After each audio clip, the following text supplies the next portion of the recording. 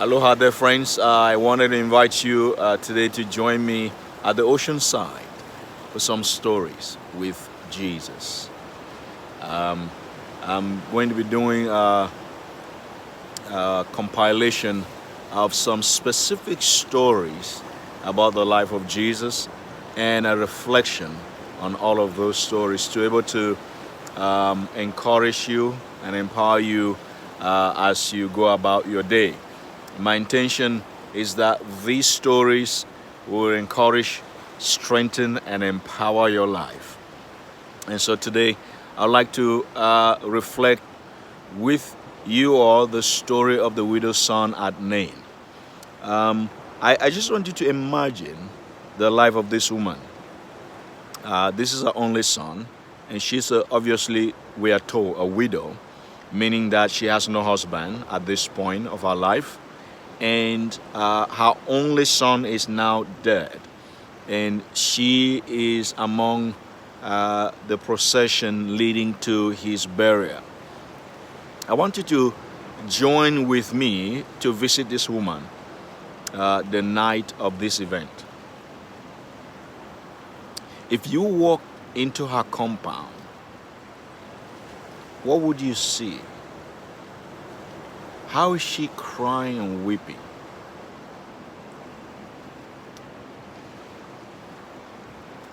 What do you smell? What are her friends doing?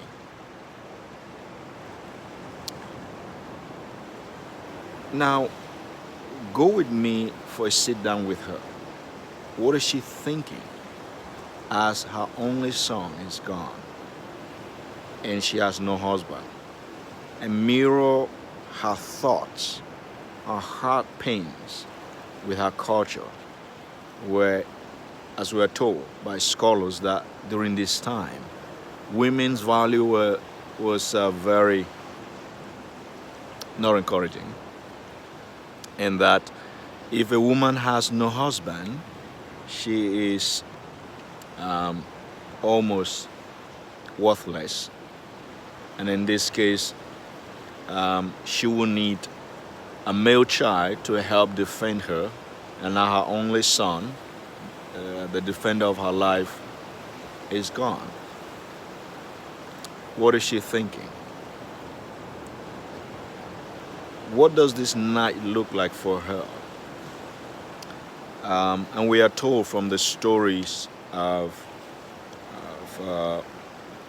Ruth and Naomi, how that a relative of her husband could marry if she was younger enough, where they find her attractive, but if they find her not attractive, she has no chances of being remarried. But something that maybe the book of Ruth, more than any other book, gives us is the value of life and the deliberation that went on at the gate. Notice what the kinsman redeemer said to Boaz. Yes, I'm going to redeem the whole land. That's not a question. Yes, I'm redeeming that, obviously. But when Boaz suggested that also means you are going to have to take over the wife, in this case Ruth. The objection was swift and normal. He said, no, I can't do that. And you could almost read over those words without looking into the incredible implication. You mean that I want to redeem the property, but please, the young lady Ruth is a liability, and so I rather stay away from her. But when he is put under the eyes of the elders, thank God for Boaz, then he said, all right, I give him my right for redemption, my right of redemption. And so the beautiful love story unveiled itself between Boaz and Ruth. But that will be in a different time. Today, let me stick with the story of the widow's son at Nain. So, think about that, and I think about what she's thinking in her mind and what's going on in her heart as she walks towards the graveyard. And this is going to be her goodbye to the dead body of her son. And so the story goes that Jesus and his disciples enter the village of Nain, or as they approached it, a funeral procession was coming out. The young man who had died was the widow's only son, and a large crowd from the village was with her. And when the Lord saw her, his heart overflowed with compassion. "Don't cry," Jesus said to her. Then Jesus walked up and touched the coffin. The bearer stopped. And Jesus said to the young man, the dead boy, "Young man, I say unto you, arise." And the dead boy stood up and began to speak. And Jesus gave him back to his mother. Great fear swept through the crowd. People praised God, saying, "A mighty prophet is risen among us. God has visited his people today." This is incredible. The news about Jesus spread throughout the entire countryside. Amen. And so, my two focus right here is quitting and self-worth. Obviously, this woman might feel like she had come to the last day of her life. That is to say, living is worthless at this point for her. And there could also be some very painful implication such that she might return home and not have a home. We don't know. Or she might return home just for the next couple weeks or months before she is told to leave.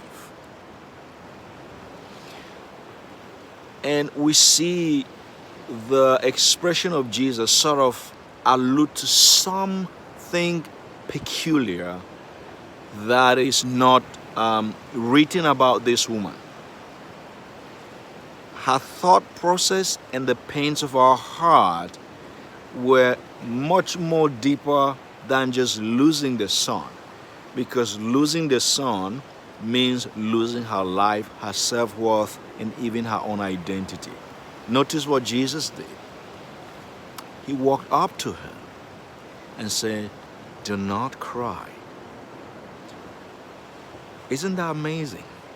That Jesus knows how we feel. And even though he is going to raise up this young man from the dead,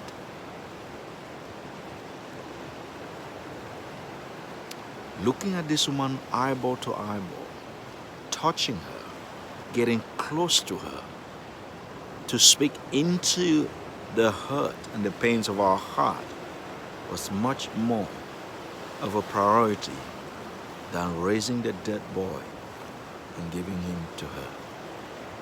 So when Jesus said to her, "Don't cry," he spoke into the pains of our heart. He was speaking into the challenge she had endured. He was speaking into perhaps her hopelessness. Don't quit. Don't give up. Watch what I'm about to do. Your life has not ended. Instead, you're going to have to be the one that live to tell the story to everyone that is going to have to come and visit you to hear your story, to hear your testimony. And I want to tell you, friends, don't quit. Don't give up. Not yet. COVID-19 is not here to take away your identity or your self-worth, but rather, God is refining you for the best. Shalom.